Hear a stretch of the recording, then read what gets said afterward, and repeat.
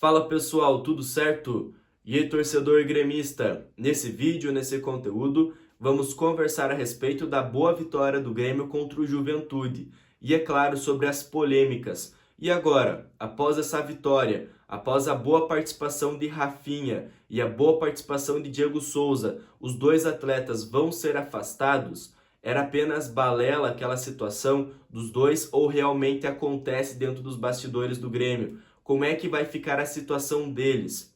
Para você que está perdido, eu fiz um vídeo explicando a situação, porque tinha algumas informações dentro dos bastidores do Grêmio que Rafinha e Diego Souza eram influências negativas dentro do Grêmio. Porém, no último jogo, contra o Juventude, a gente viu totalmente ao contrário dentro de campo, porque o Rafinha foi fundamental para a vitória do Grêmio e o Diego Souza também. Ou seja, antes da partida contra o Juventude, dentro dos bastidores, dos vestiários, podemos dizer assim, tinha informações negativas sobre eles. Porém, dentro de campo, o retorno veio. E agora, como é que vai ficar a situação dos dois? Vão ser afastados? Era apenas balela? Não prossegue aquelas polêmicas? O que vai acontecer? Eu quero dar todos os detalhes a respeito dessa situação do Rafinha, do Diego Souza e da boa vitória do Grêmio contra o Juventude e a próxima rodada do Campeonato Brasileiro. Beleza? Então vamos lá, vamos conversar sobre isso.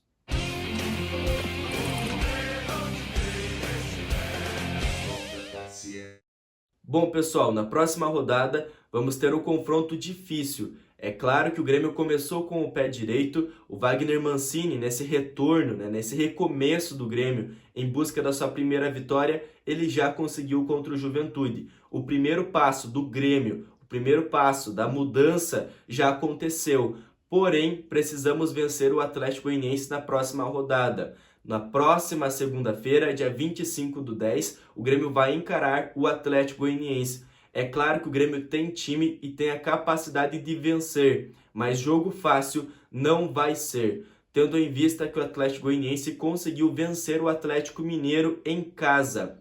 Ou seja, vai ser um confronto de suma importância para o Grêmio e um confronto muito difícil também. O Galo não perdia há 13 jogos e o Atlético Goianiense conseguiu vencer o Galo. Então, jogo fácil não vai ser, mas temos a capacidade? Temos sim. Precisamos vencer? Precisamos. Então, vamos em busca dessa segunda vitória. Se conseguir vencer o Atlético Goianiense na casa deles, aí sim dá uma aliviada ainda mais nos ânimos do torcedor e do próprio elenco. Mas é aos poucos, é vitória por vitória, passo a cada passo. Agora vamos ter uma semana cheia de treinamentos para o Wagner Mancini. E a respeito do confronto contra o Juventude, eu tenho um comentário a fazer. Eu não sei se é mérito do Wagner Mancini, se é mérito do elenco do Grêmio, porém o tricolor parou com aquelas bolas alçadas, aqueles balões para a área, que não servia em nada. Não sei se foi o Wagner Mancini que fez esse ajuste naquele treinamento, falou vamos tocar bola, fazer aproximação, triangulação, ou o próprio elenco percebeu que não estava dando certo aqueles balões para a área. Porém, no jogo contra o Juventude, o Grêmio criou. Gente, o Grêmio fez 3 gols. É claro que levou 2 também, mas marcou 3 gols o Grêmio. A equipe do Grêmio fez 3 gols. Isso é raro no Campeonato Brasileiro nesse ano. Muito difícil o Grêmio fazer mais de 1 gol no Campeonato Brasileiro. O Grêmio fez 3, porque criou, teve aproximação, teve triangulação. Até mesmo no primeiro gol do Grêmio. No primeiro gol, que foi através de um cruzamento, a jogada foi construída. Primeira jogada individual do Wanderson, dribles. Depois ele faz o passe em profundidade, onde o jogador busca o cruzamento, mas não é uma bola alçada na área, não é um balão para a área. Era o ideal.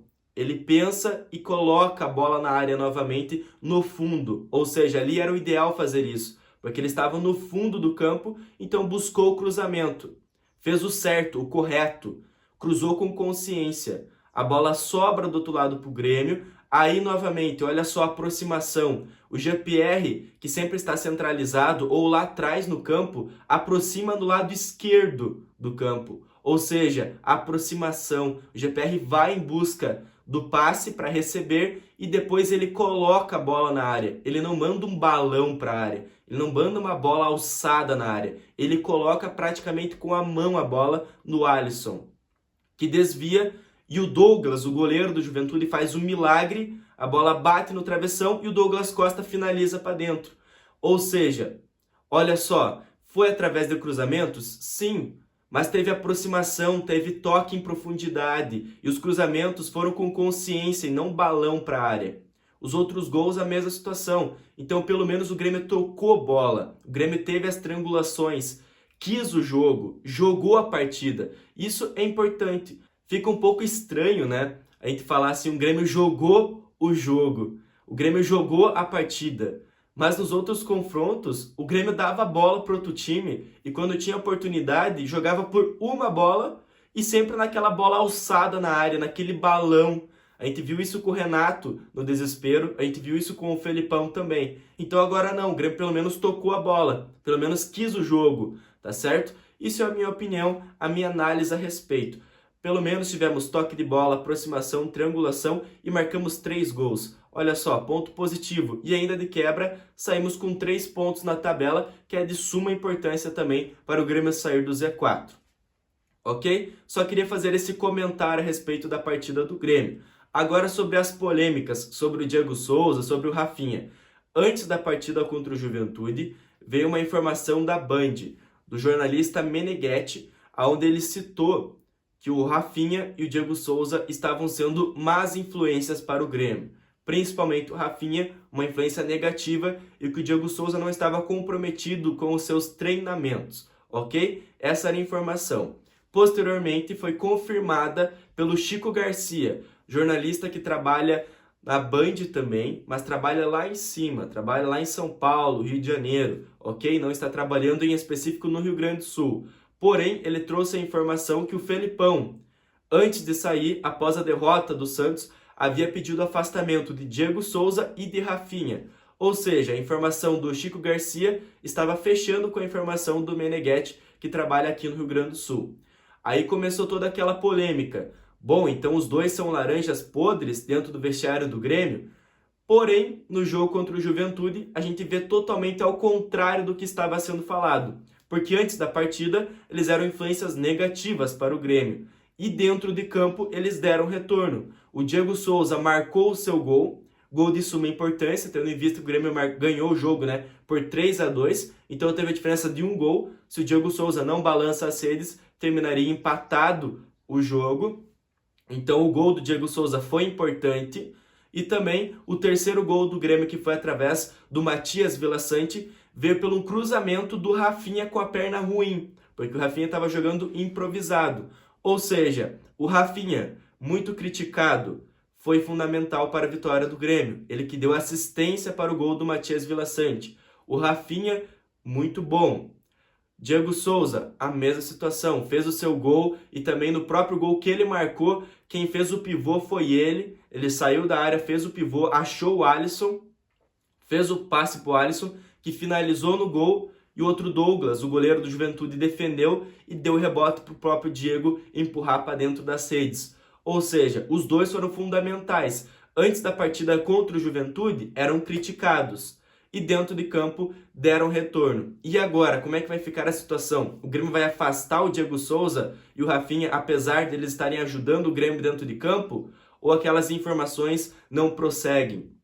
O que vai acontecer? Só resta esperar, tá certo? Estou sendo muito questionado a respeito disso, porque a parte da torcida do Grêmio estava muito insatisfeita com os dois, Rafinha e Diego Souza, e também não teria o motivo pelo qual o Felipão mentir, ele que é gremista apaixonado pelo Grêmio. Porém, dentro de campo, o retorno veio. E agora, como vamos fazer isso? Qual vai ser a situação? Vamos esperar, ok? Mas eu, particularmente, acredito que o Grêmio não vai afastar o Diego Souza e não vai afastar o Rafinha. Porque nesse momento crucial da temporada, de certa forma, nós precisamos deles dentro de campo. Eu, por exemplo, prefiro ver o Rafinha em campo do que o Cortez, ok? Eu, por exemplo, se não tenho o Miguel Borja, eu prefiro ver o Diego Souza em vez do Diego Churin. Então acredito que não vai ter o afastamento dos dois atletas. Quem sabe no final da temporada em dezembro os dois possam deixar o Grêmio, né? O que pode acontecer sim, porque o contrato deles vai até 31/12 de 2021. Porém, afastar os dois, acredito que não vai acontecer. Beleza? Mas isso não é opinião, isso não é informação, perdão, é apenas opinião minha. Ok? Galera, se inscreva aqui no canal, deixa o like no vídeo, ative o sininho e até a próxima e fui!